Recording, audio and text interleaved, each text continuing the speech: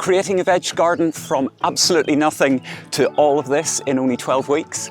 Yep, I'm going to be taking you on a journey of how I transformed a patch of flat grass into this, a thriving vegetable garden, harvesting my own produce in only 12 weeks.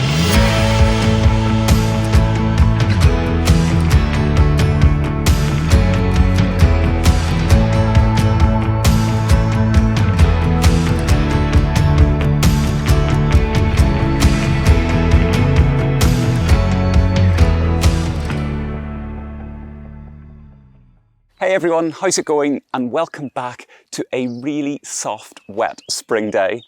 I really love growing my own food, but it's something that I never really did that much until I created my veg garden here in my own garden.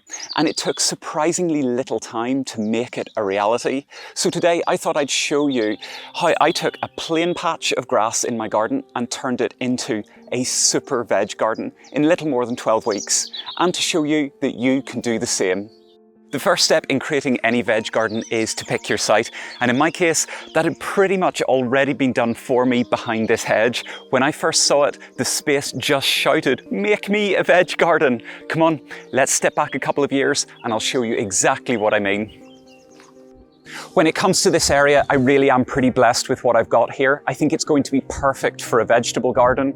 In terms of size, it's 7 meters wide by about 19 meters long, so it is by no means a small space. It's going to give me all the room I need this year to build what I want, and I think a little bit of extra room for future expansion if I decide to go with that.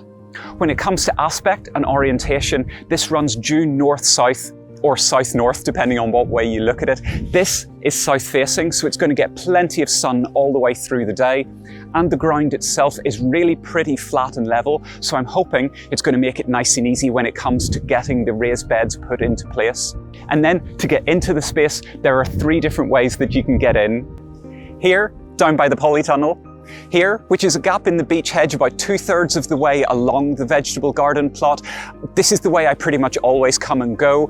And I'm going to make this the main entrance into the vegetable garden. And at the other end, there's this little tiny gap that you can squeeze through to get into the space as well. Once I had the site picked out, then the next thing I needed to do was have a think about exactly what I wanted in my vegetable garden, which is exactly what you need to do. Once you've picked your site, have a think about exactly what you want. So, are you ready? 3, 2, 1. So with the neat hedges that we already have here and the very neat shape of the plot where the vegetable garden is going to be, I think it's going to really suit a nice formal vegetable garden design. So for that reason, I'm going to try and create something akin to a potager vegetable garden. So the reason I'm going for a potager vegetable garden? Well, there are actually several reasons. The first of which is actually aesthetics. I want something that's going to look well and is going to sit really well in the garden that we already have. The other upshot of nice aesthetics is that if it's a nice space to be in, I'm going to be here more, and I think I'm more likely then to really keep this nicely tended. The other reason is that I want a really abundant vegetable garden, not only in edibles, but in flowers too. Those flowers will be ornamental, but they're also going to act as companion planting. They're going to drive in pollinators and be really good for the garden as a whole. For me, it just feels like when it comes to the design, going with a potager garden design just feels really cohesive and intertwined.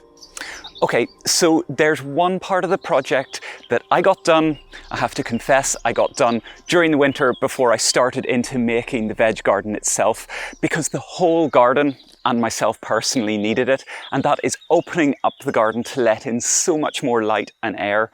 And that meant removing a couple of really big apple trees where I'm standing. Now, I love the trees here in the orchard, but 2 of them were just going to cause too many issues by casting shade this way onto the plants in the veg garden. And it made a serious improvement to the light levels.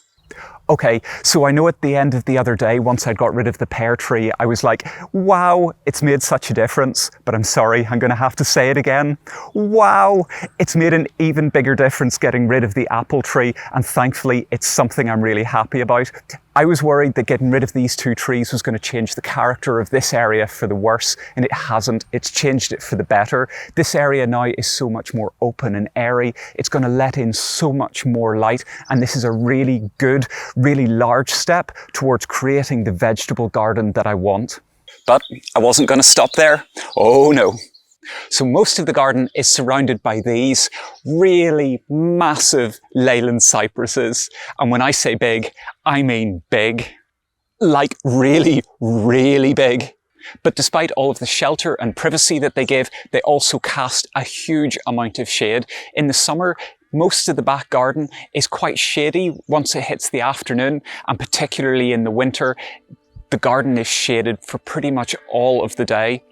Added to that, we live in a rural setting, and on the other side of these are beautiful fields, and it seems like such a shame to not get to see them. So I've been busy.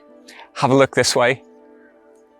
And check it out, I've removed all of the Leyland cypresses from the back boundary of the garden, and a big job it certainly was, because rather than getting professional services in to do it, I did it myself along with a friend. It took us a very long time, both of us were exhausted, and no wonder. Each one of the Leyland cypress trees was probably about 30 foot, and this section is about 30 or 40 meters long.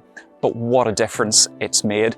And I'm sure you'll agree, the difference that was made in that space inside the veg garden was really just staggering.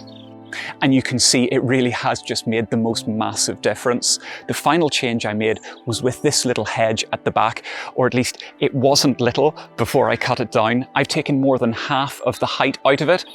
Don't worry, I'm not going to be leaving it like this. I just wanted to take the worst of the height before we hit spring when birds might be nesting in it. I wanted to get that done before that. And it now means that as well as more light getting into this area, you can see further down the garden and you can see where our polytunnel is.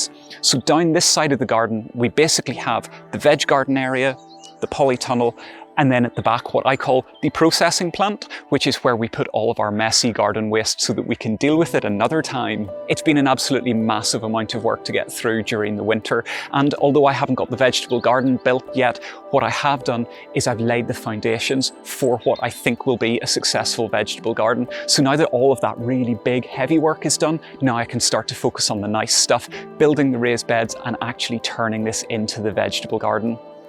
I settled on the plan that I would have a raised bed vegetable garden, but I needed to make it affordably and easily. Now, remember that this was back in 2021, and that was a time when getting hold of raw materials was both difficult and getting increasingly expensive. So I opted for these scaffolding boards. So this is the timber that I've chosen to go with for the raised beds, and these are used scaffolding planks, and I've chosen these for several reasons. So for starters, I wanted decent, thick, sturdy planks to make my raised beds because they're going to have to be durable to put up with an Irish climate where it's generally pretty damp most of the year round. These scaffolding planks are 2.5 inches thick, so they're nice and strong, and I think they're going to make really nice, durable beds. The other great thing is that I wanted my raised beds to be approximately 8 foot by 4 foot, and each of these planks are 8 foot in length. Very handy. Finally, and I do think this is important, I really like the idea of reusing materials that would otherwise end up in landfill or waste. These are going to get a second chance at life, and they're going to be turned into something not only useful, but hopefully something beautiful. So it's time to get cutting these and we'll start making the raised beds. I just love how the scaffolding boards turned out, how they look, and actually I even love the look of the odd metal strip on the end of some of the boards. I think these beds make the whole space look really sharp, designed, deliberate and practical. And for me, they tick all of the boxes. Plus, they didn't cost me the earth, and it was reusing material that would have otherwise just become waste. I'm really impressed that even 2 years in, they're certainly standing up to the test of time, and I think I'm going to get loads of years out of these before I eventually have to replace them.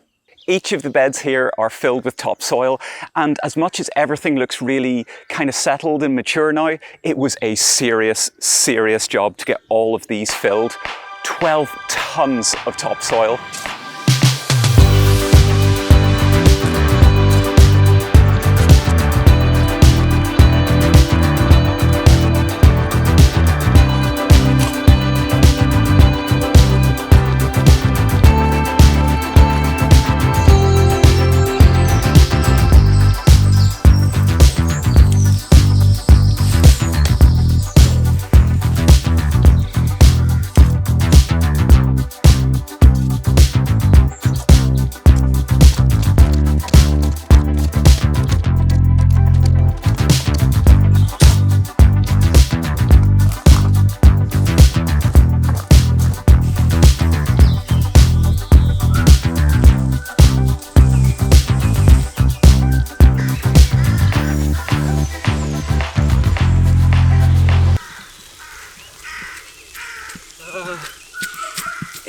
morning again.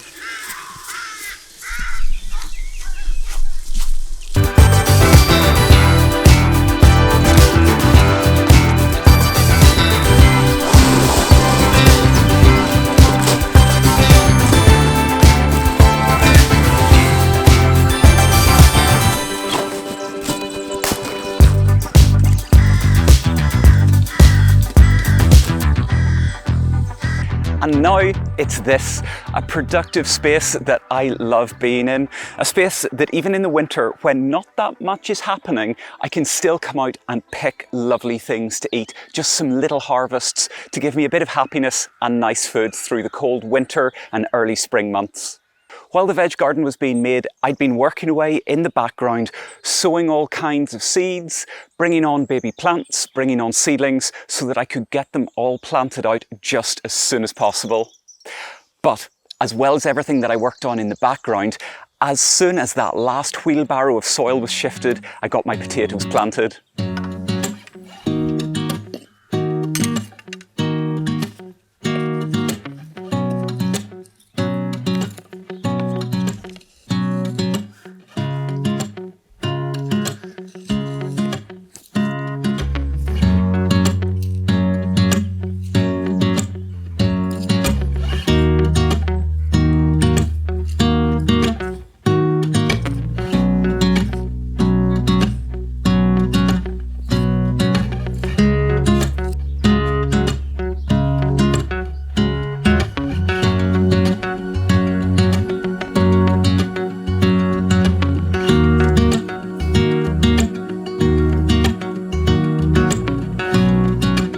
Within months, I was harvesting so many different things. There were salad leaves of all kinds in this bed over here, peas picked fresh from the pod, beans, baby corn, though actually it's probably better that we just don't discuss the baby corn because it was a complete disaster, sweet pea flowers, all kinds of other flowers like cosmos, herbs, turnips, all sorts of vegetables.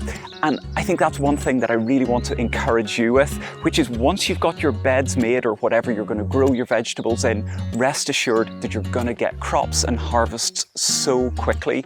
So many things, once you get them started, are just going to take off and give you lovely things to eat in no time at all. So you see, even in a really short space of time, you can change and completely transform an area from something plain into a productive and abundant space that is going to reward you with loads of produce to eat and flowers to enjoy, things to savour and store for the winter.